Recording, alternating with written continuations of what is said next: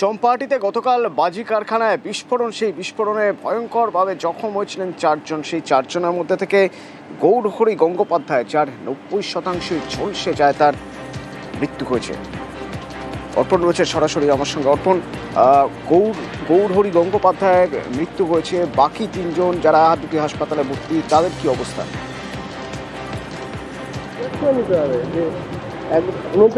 দেখো, এই যারা 3 জন রয়েছে তার মধ্যে 2 জনের অবস্থা এখনো পর্যন্ত সংকটজনক বলে চিকিৎসকরা জানিয়েছেন। এই মুহূর্তে 2 জনই কলকাতায় রয়েছেন, আরও একজন বাইপাসের একটি নার্সিংহোমে সে চিকিৎসাধীন রয়েছেন। এবং এই গৌরহরির যে মৃতদেহ, সেই মৃতদেহ ময়নাতদন্তের পর আজ গ্রামে আসবে। ইতিমধ্যেই তুমি ছবিতে দেখলেই বুঝতে পারবে যে গ্রামে একটা থমথমে পরিবেশ। গৌরহরির পরিবারের কেউই এখনো পর্যন্ত জানেন না তার মৃত্যু হয়েছে। তার পরিবারের শুধু একজন আত্মীয় এবং তার ছেলে শুধু এই মৃত্যুর খবর শুনেছেন। এবং এই ঘটনা স্বাভাবিকভাবেই এলাকায় একটা আতঙ্ক ছড়িয়েছে। এবং সাধারণ মানুষ তারা কিন্তু এই বাজি ব্যবসা নিয়ে, যারা গ্রামের সাধারণ মানুষ যারা এই বাজি ব্যবসার সঙ্গে যুক্ত নয়, তারা কিন্তু এই ব্যবসা নিয়ে যথেষ্ট ক্ষোভ উগরে দিচ্ছেন। কারণ প্রতি বছর এমন ঘটনা, এই শুধু দক্ষিণ 24 পরগনার চম্পাহাটি নয়, যেখানেই এই বাজির কারবার চলছে সেখানে কিন্তু এই রকম দুর্ঘটনা ঘটছে। এবং সাধারণ মানুষ তাদের নিরাপত্তার কথা কতটা ভাবছে প্রশাসন, তা নিয়ে কিন্তু ইতিমধ্যেই প্রশ্ন তুলতে শুরু করেছে সাধারণ মানুষ।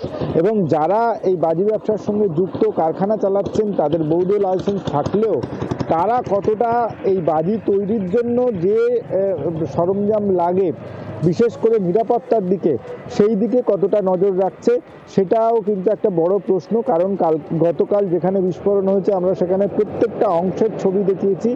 এতটুকু অগ্নি নির্বাপন ব্যবস্থা নেই। তাহলে এই যে মিনিমাম বাজি তৈরির জন্য যে ইকুইপমেন্টসের প্রয়োজন হয় নিরাপত্তার ক্ষেত্রে, সেগুলো কিন্তু খুঁজে দেখতে পাওয়া যায় না। এবং প্রশাসনের তরফ থেকেও সেখানে নজরদারির অভাব রয়েছে। এবং যার জন্যেই বছরের পর বছর এই ব্যবসা যেরকম চলে আসছে, তার সঙ্গে অতপ্রতভাবে জড়িয়ে পড়েছে এই দুর্ঘটনা। আর এই দুর্ঘটনাতে প্রতিবারেই এক থেকে একাধিক মানুষের প্রাণ যাচ্ছে।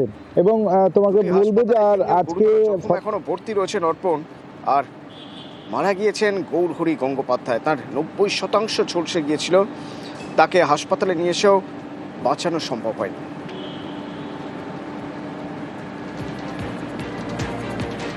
বাজি কারখানায় মানে ডাম বাস্ট করে, 3টে ডাম বাস্ট করে আগুন লেগে বাজি কারখানার লোক বলে কেউ ছিল না।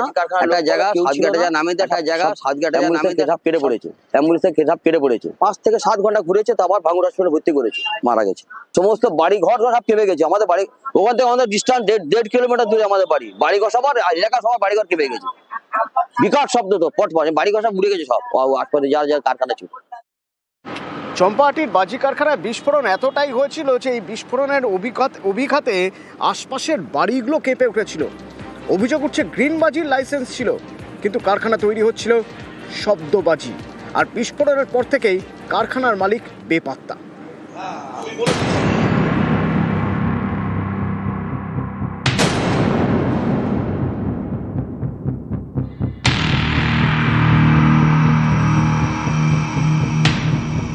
এ যেন এক ধ্বংসস্তূপ।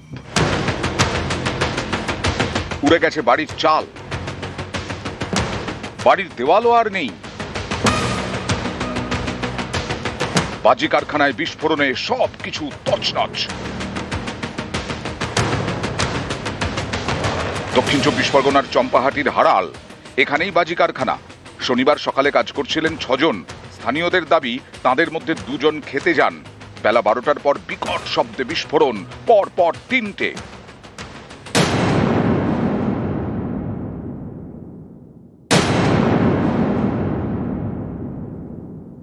আতশবাজির আড়ালে শব্দবাজির যে রমরমা, সেটা কিন্তু ছবিতে স্পষ্ট। হাজার হাজার নিষিদ্ধ শব্দবাজি এখানে শোকানো হচ্ছে। প্রত্যেকটি শব্দবাজি এখানে, এই বিস্ফোরণের পিছনে কি শব্দবাজি একটা অন্যতম কারণ, এটা কিন্তু প্রশ্ন থাকছে। স্থানীয়দের দাবি কারখানাটি বৈধ, সেখানে তৈরি হয় গ্রিন বাজি, অর্থাৎ পরিবেশ বান্ধব বাজি। হ্যাঁ, এটা বৈধ কারখানা। কারখানার মালিকের নাম কি? কারখানার নাম হচ্ছে তারামা ফেরক্স বিধান নস্কর। তিনি কোথায়? বিধান নস্কর হচ্ছে কারখানা পরিচালনা করে, এবার প্রোপাইটাকে সেটা আমি বলতে পারবো না। বাজি কারখানায় বিস্ফোরণের পর এলাকায় যায় পুলিশ। ঘটনাস্থল থেকে নমুনা সংগ্রহ করে এলাকা ঘিরে ফেলে। প্রশাসনের নজর এড়ানোর জন্য সামনে কি আতশবাজির কারখানা, তারপর আতশবাজির কারখানা ছেড়ে এই মাঠের শেষ প্রান্তে তৈরি করা হয়েছে অবৈধ নিষিদ্ধ চকলেট বোমার কারখানা। এই বাজি চলে যাবে মার্কেটে। চম্পাহাটি থেকে গোপালের সঙ্গে অর্পণ মণ্ডল, নিউজ 18 বাংলা।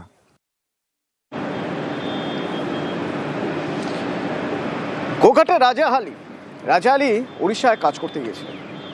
সেখানে গিয়ে কি অবস্থা জানেন? বাংলায় কথা বলছেন বলে তাকে প্রথমে বাংলাদেশি বলে দাগিয়ে দেওয়া হলো, তাকে বারবার হুমকি দেওয়া হলো, তার কাছ থেকে 50,000 টাকা ছিনিয়ে নেওয়া হলো। এবার শুরু হবে মার। বাড়িওয়ালা বিপদ বুঝতে পেরে আগে থেকে বাইরে থেকে তালা দিয়ে দিয়েছিল, সেই তালা ভেঙে গিয়ে মার। রাজাহালি কোনো মতে পালিয়ে এসেছেন গোঘাটে। কি বলছেন রাজাহালি? কারা করলো এই ঘটনা? তার সঙ্গে এরকম কেন হলো? শুভদীপ রয়েছে সরাসরি আমার সঙ্গে গোঘাট থেকে। শুভদীপ,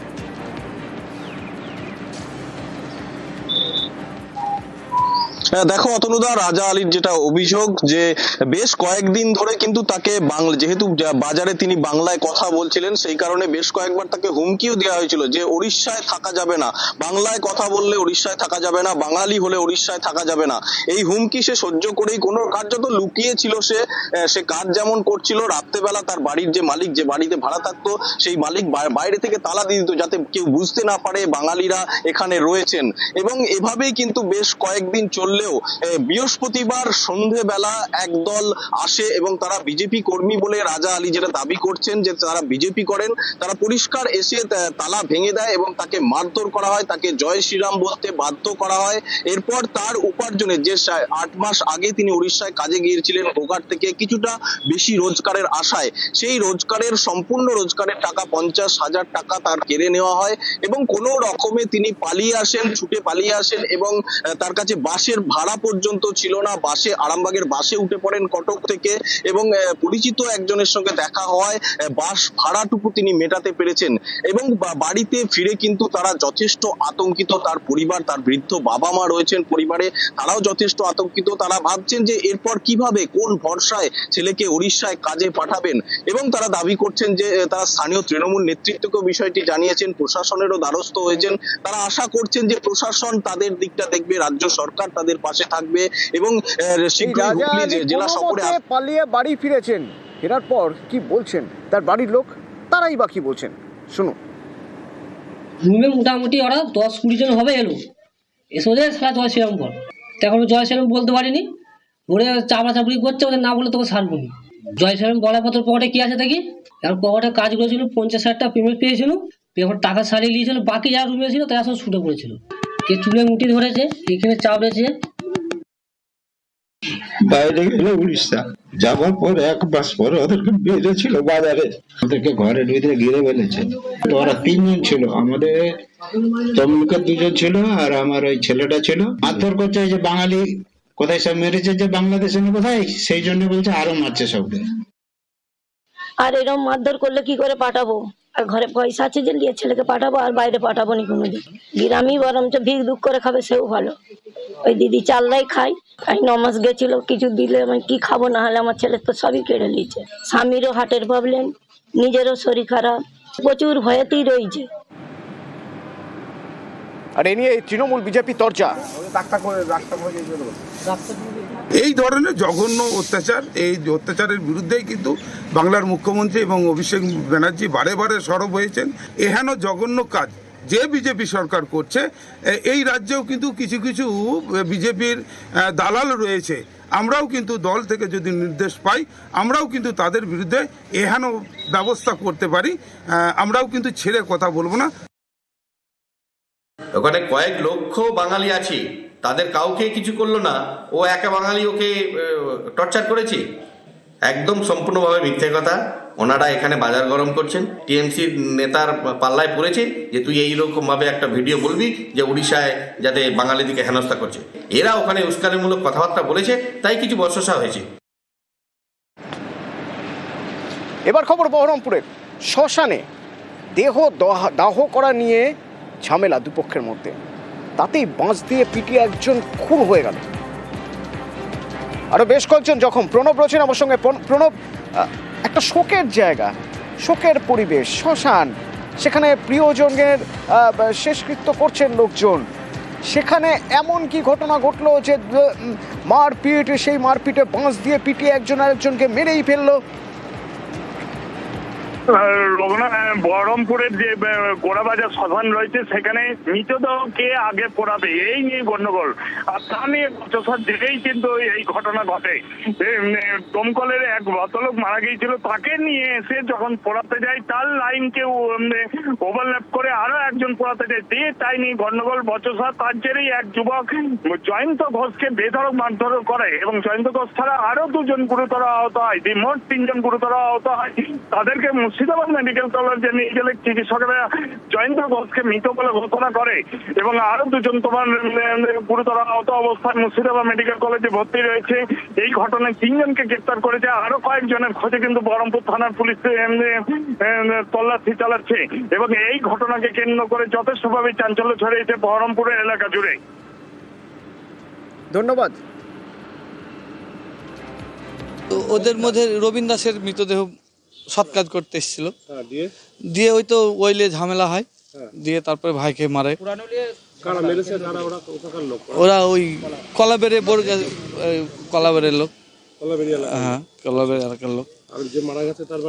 জিতপুর ঘোষপাড়া। আমার কাকার ছেলে, মানে আমার বাবার খুড়তো ভাইয়ের ছেলে। হ্যাঁ, আমরা ওটাই শুনছি যে 3 জন, আমরা এখন চোখে দেখিনি। আমরা ফাঁসি চাইছি, তাদের যারা মেরেছে তাদের ফাঁসি চাইছি। আমরা ফাঁসি চাইছি। আমরা ওদের ফাঁসি ছাড়া আমাদের আর কোনো ভাষায় বোঝানো যায় না। মানে ওই ফ্যামিলিটা একবারে শেষ। ফ্যামিলিটার বলতে আর কেউ না, একটাই ছেলে। ওই ফ্যামিলিটাই বাবা মাকে দেখার জন্য, অন্ন জোগানোর জন্য ওই একটা ছেলে ওদের ভরসা, আর কেউ নেই। তাই এইভাবে নৃশংসভাবে হত্যা করার জন্য এই টাইম টু মার্ডার কেস, আপনি ফাঁসির দাবি চাইছেন।